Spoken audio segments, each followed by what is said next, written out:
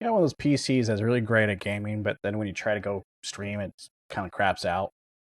Today we're going to be looking at something called NDI, which should probably be a solution for you.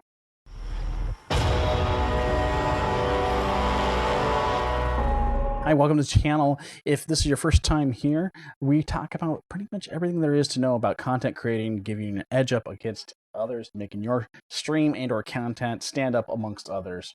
If you're brand new to me in general, hey, check me out on Twitch. I stream quite often and I am your stream champ. I will definitely show you as much as I possibly know when it comes to OBS Studio tips and tricks and some advanced stuff as well. Today we're going to be looking at NDI. Well, what exactly is NDI? Well, NDI is a little bit of a like extended technology now where it basically beams video and audio from one device to another.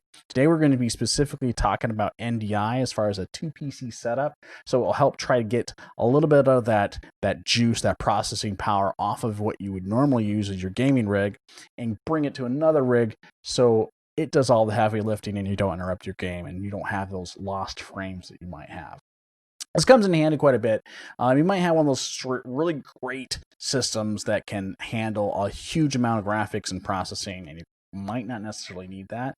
Everything kind of comes with its own pros and cons.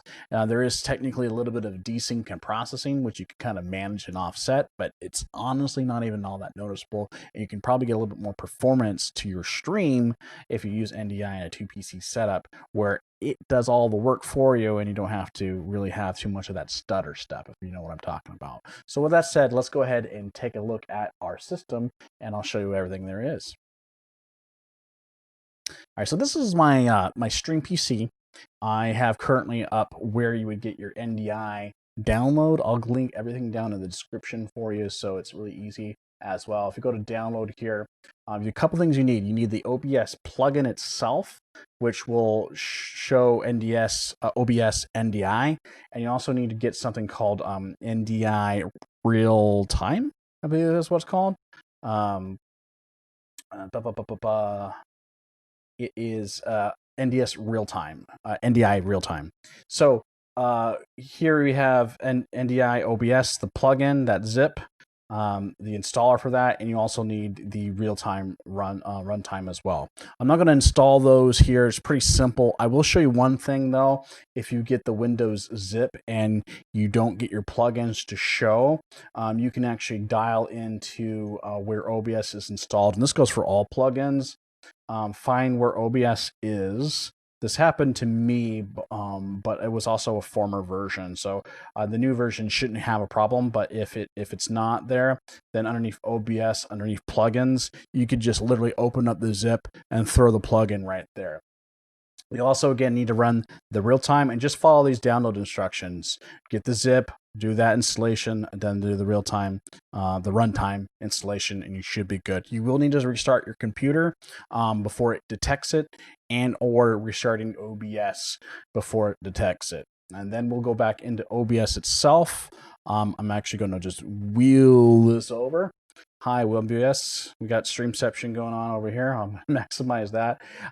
Restart your computer, and then once you have it restarted, if you go underneath OBS under Tools, you should see NDI output settings. If you see that, you should have your plugin installed correctly, and you should be good to go. Now, the idea is we're going to do an output from the gaming PC into the streaming PC. This is my streaming PC, so we don't really need to mess with this button right here, but we will need to do it on the other guy. So let me go over to our gaming rig real fast. And I have OBS already kind of open underneath the gaming rig. And if you go here, you'll see I also have NDI. So yes, you will need to do both installation packets series on both computers in order for this to work. So both of them are running OBS as you're gaming. And what it does, it takes your current capture and beams it over. So if I have a display capture over here, it's going to be whatever is showing in the window. If I need to do a gaming capture, I can just add a new source, do game capture, bring out, you know, whatever game capture that is. I can do a new one. I have Overwatch already running. I'll put an OW whatever, and I'll bring in that game capture, and it should pop it up for us here once it starts thinking. But I'm just going to hide it. So whatever it's displaying for you here is it. So if it's the game capture, great. If you need to do a dedicated, and I don't recommend this, but if you need to do more than one style of NDI output, you can right click filter and then using the plus do a dedicated NDI output. The only reason why you would do that is if you have multiple sources of different things from different windows, for example, and you can have more than one thing outputting at a time. Each of the outputs will have labels. So for this one, being the gaming rig, we'll go underneath tools and NDI output settings. We have that main output that should have a checkbox for us here. We don't need to do this on the other system. The streaming rig does not have to have an output. If it has an output, then you're just doubling your outputs. I don't know why you would output from your streaming rig over unless you're doing some different setup than the normal TPC setup for us. Whatever you label it, it's whatever it will show up for us. Have that checked, hit OK, and we're pretty much done here. And then we switch back over into the streaming PC, which is right over here. And we need to add it in as a new source for us. So what we'll do is we'll go underneath our new sources, and I'm just going to pop it right here so you can see, because I already have a camera and other things set up. You know, you're going to have your alerts and everything like normal. It's just its own like little layer. Hit plus, we need a new source, and it's going to be an NDI source. And then I'll just do a new source 3. I have a few of them already populated. It's fine for me, but I'm just going to do a new one, hit OK. And then we're going to go underneath the source name, underneath the drop down. You should see the name of your computer and whatever you labeled it as. Go ahead and highlight it and hit OK. You can technically do different latency modes and such, but what I've noticed is I just keep my bandwidth the highest, and the default settings work great for me. You can tinker around with these if you're having some chop issues and such, and hit OK, and it should, once it starts thinking, pop right up at the top. Okay, so it's whatever settings you have set up for it as your display should show up here as your NDI, and then you can move it around and resize it. It doesn't really matter as far as resolution and scale. I am going to drop it below the camera here.